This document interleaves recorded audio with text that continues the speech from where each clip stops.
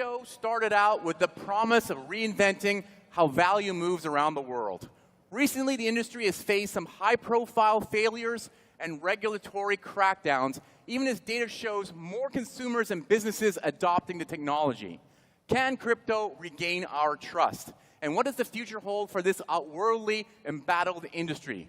All the way from the heart of Web3 in Hong Kong, please welcome co-founder and executive chairman of Animoca Brands himself, Yat Siu, in conversation with Lucinda Shen of Axios.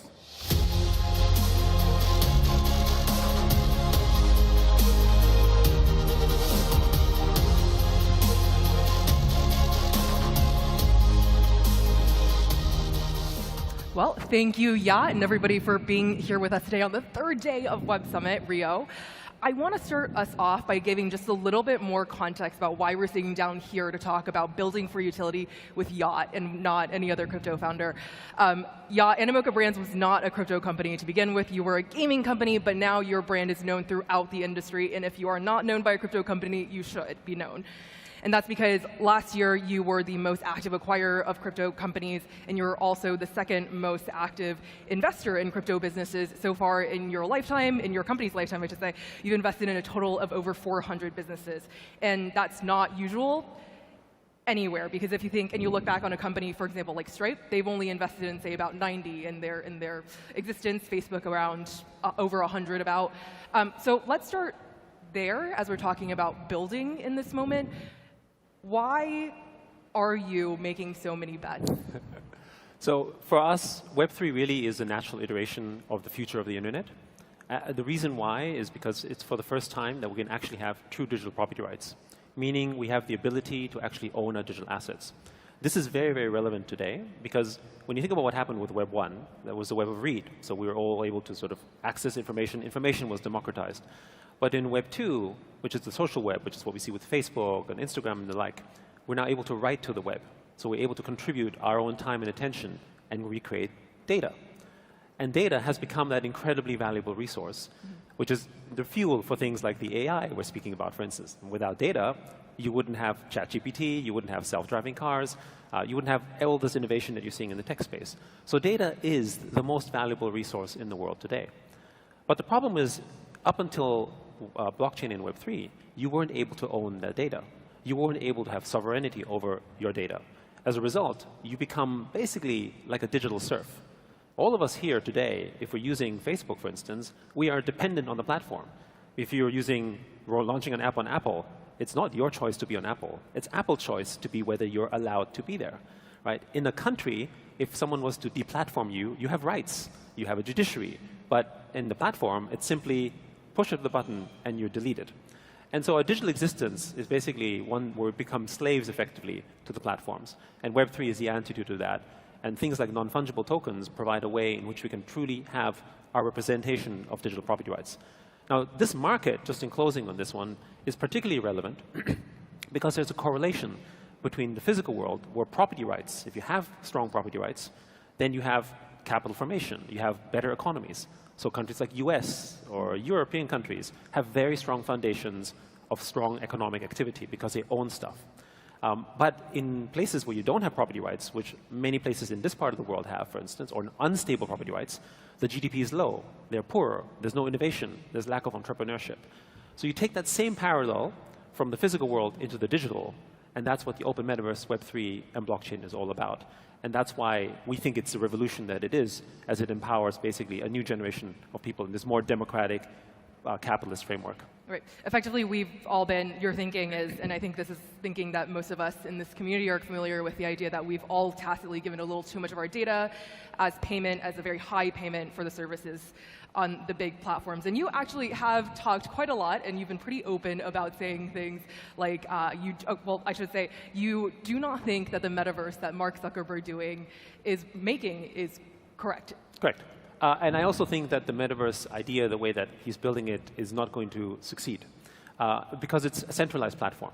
And so he has to build up all the infrastructure and maintain that, which is why he has to charge 47% in order to make it sustainable. So to us, VR and AR are interfaces into the metaverse, but they're not the metaverse in itself. The metaverse is the place where we have to have ownership, where we have to have our own sovereignty over it. If we don't have our identity on it that belongs to us, then what's the point, right? That's basically literally being a serf on sort of the lands of feudal lords.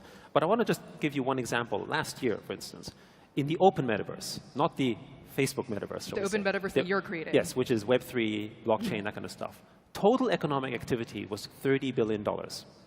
Now, just put that in context. That's that's higher than the GDP of Cyprus, Iceland, and 100 other countries. So it's already not doing too badly. The second point is that in those sort of virtual, let's call it metaverses and country states, as we like to sometimes put them, there's DAOs, these decentralized autonomous organizations.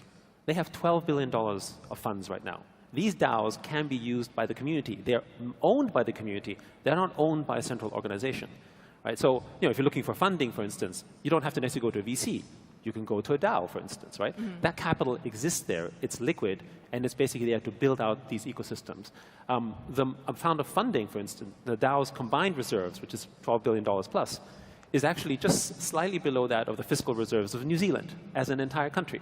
Right? So you kind of see where this is going. There's a whole, let's call it parallel economy that's based on a very capitalist framework that if you're not in it, you're kind of missing out on it a little bit like, I would say, the parallel of China. Right? When China was emerging 30 years ago, if you're outside of China, you don't understand it. It seems a mystery. But when you're in China, you're like, oh, hold a second. It's growing really fast. I understand the opportunities and the risks, of course, as well. Right, so I'm going to push back a little on this part because I do think, well, let me ask the audience first, how many of you currently play, or how many of you own a cryptocurrency? Question 2, how many of you have played a crypto game? A few, significantly lesser, I would say. Sure. So that's the basis of this question, yes. right? And I think one that you've heard before. Clearly, there's a lot of growth here. Some of it is hype. We've seen some people go into NFTs and into the metaverse, the open metaverse, and say it's exciting, so fun, and then they leave, right? Why is it, and what needs to be done for the metaverse, the open metaverse, to be convenient enough that everyone here says, I want to be there? So maybe some data points first, right?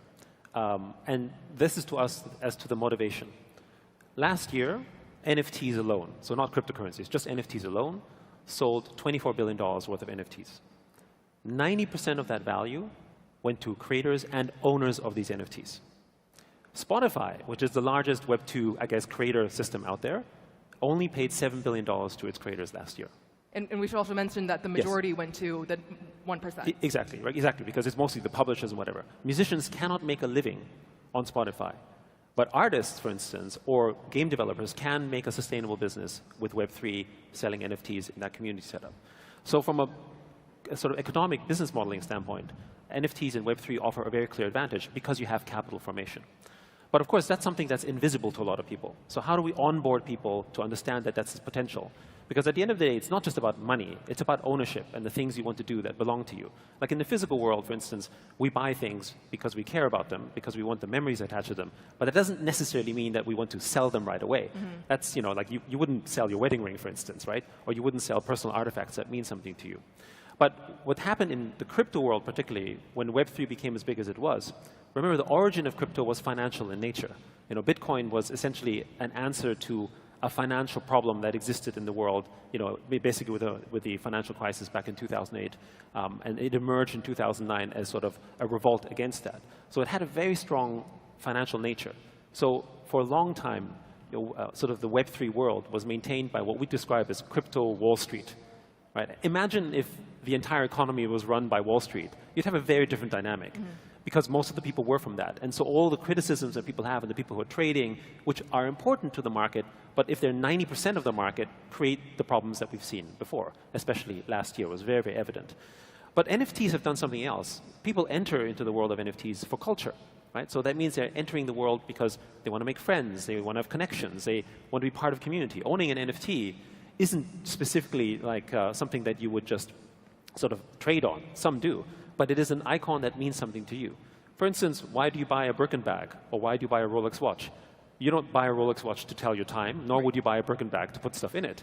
You're actually buying them to be part of the community. You're buying them for a utility that is part of your identity and part of those virtual network effects. And how we onboard people, in my view, isn't just about making it easier. There was this argument, oh, let's, the Web 2.5 argument, let's just bring everyone in and make it sort of very easy and they don't know what they're doing. But we disagree with that, actually. We think the successful onboarding from Web 2 to Web 3 must mean that the person is educated in a financial literate sense, right? So Web 1 created information democracy. Everyone had theoretically the same access to information, and it removed the information arbitrage. But what's missing is financial knowledge, right? We all have a bank account, but how many people know anything about investing? So only 1 or 2 or 3% of the world actually are financially literate. But if you enter Web 3, the fully Web 3 person is someone who is becoming much more financially literate, especially when you think about our children. Our children can learn algebra. They can study math. Why don't they learn about economics? Why don't they learn about financial systems, at that same age? What would their world look like when by the time they might go to college, they actually have financial knowledge as a whole? So that is the onboarding process. So it's education. So the friction isn't a technology friction. The friction is an awareness friction, a education friction. And we think we need to solve it. Just to close, the reason why we like gaming is because gaming is one of the best ways in which you can explain a story through this mechanism. Because think about all the games you play. You go through a tutorial. It takes you maybe half an hour to learn it, and then you know everything about it. We think gaming can do the same thing for financial literacy in Web 3. That's interesting. Yeah, because gaming, we gamify things. I have an Apple Watch on. It clearly has an impact. But I do wonder, there's deeper, beyond the issue of education, it seems like the other side of the problem is also there are legitimately scams within the NFT system. Yep. There are NFTs that we really shouldn't be buying. There are NFTs that have lost value very quickly, even though they aren't necessarily scams. Is there a solution to that? Are we just saying that those should exist regardless? So, I think the one thing is that you're now in a capitalist framework, right? And so when you're existing in a capitalist framework, you have to have all the dimensions of capitalism come into play, which is in some ways the good and the bad. One of the rejections that we see a lot of people have, particularly in America, for instance, around things like NFTs, is not, we think, a rejection specifically on crypto, as it were, but rather what it represents, which is a kind of digital capitalism.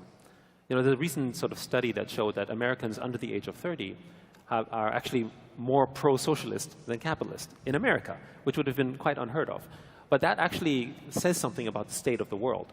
In contrast, when you go to Asia, when you go to Hong Kong or Japan even, or Southeast Asia, even though there's inequity, the actual interest in capitalism and property rights is very high.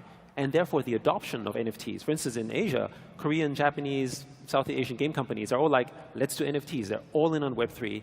The government has a very pro stance on Web 3.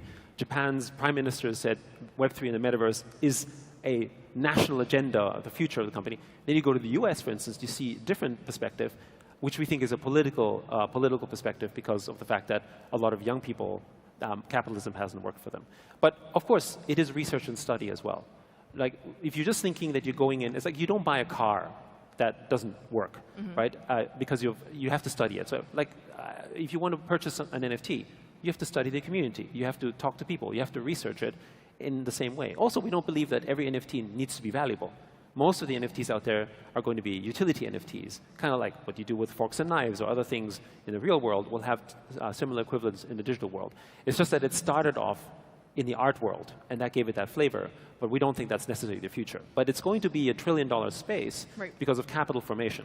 Yeah, and this is going to be a continuing debate as it forms as well.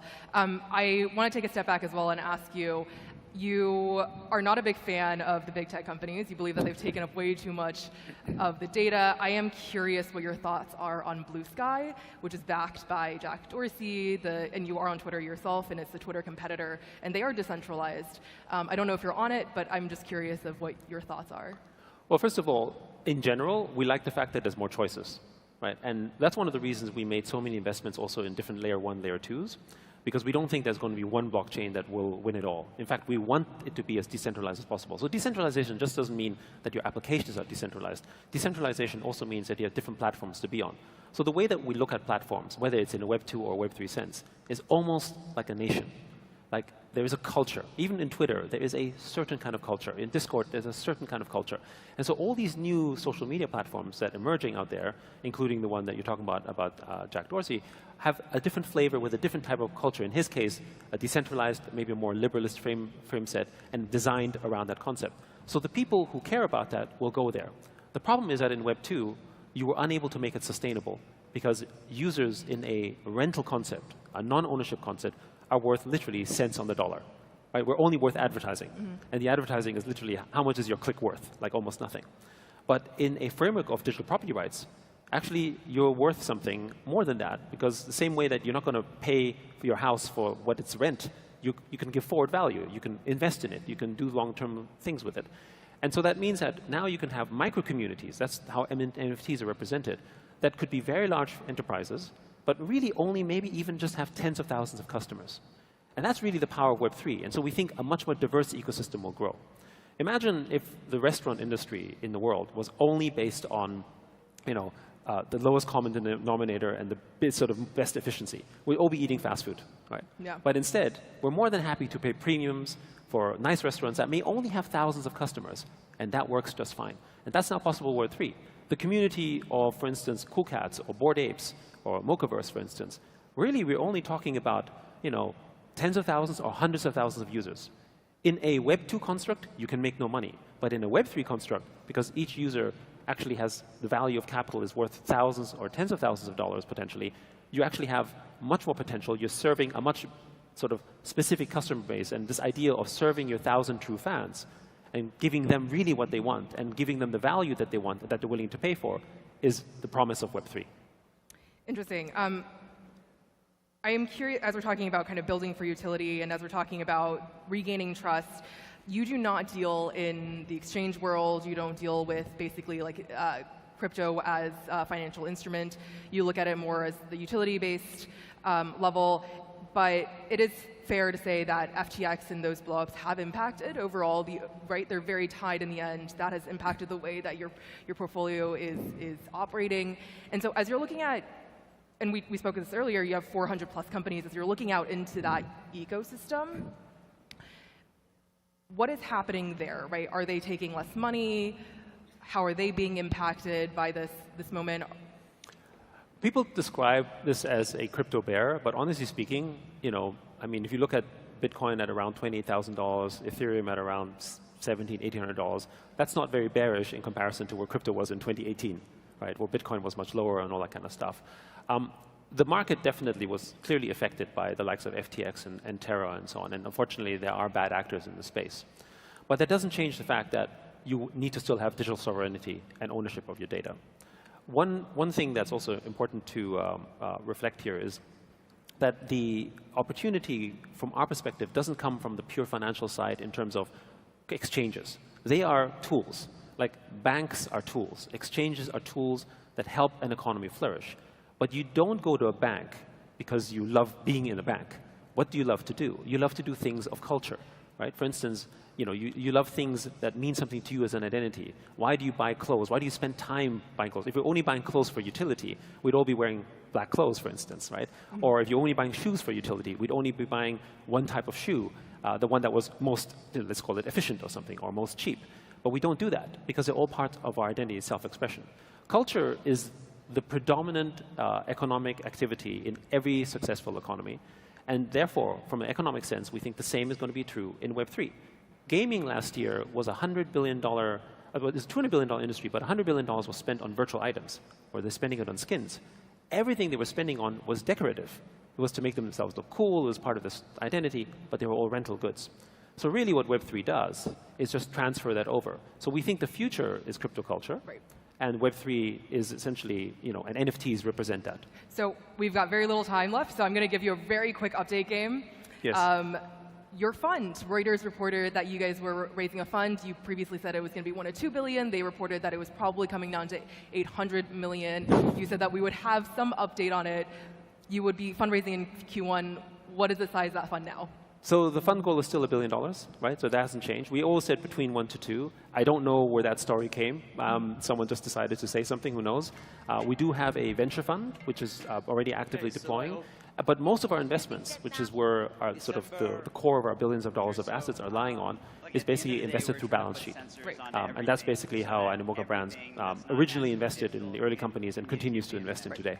And sorry, you said the goal is still 1 billion? That's right. So the in It between hasn't raised it yet. That's it right. hasn't raised yet. That's Okay. right, yeah. You were in the fundraising process, though. We are. That's right. Okay. Yeah. And unfortunately, we are out of time. But thank you so much for Thank coming you so here. much. Yes. Yeah. Thank you.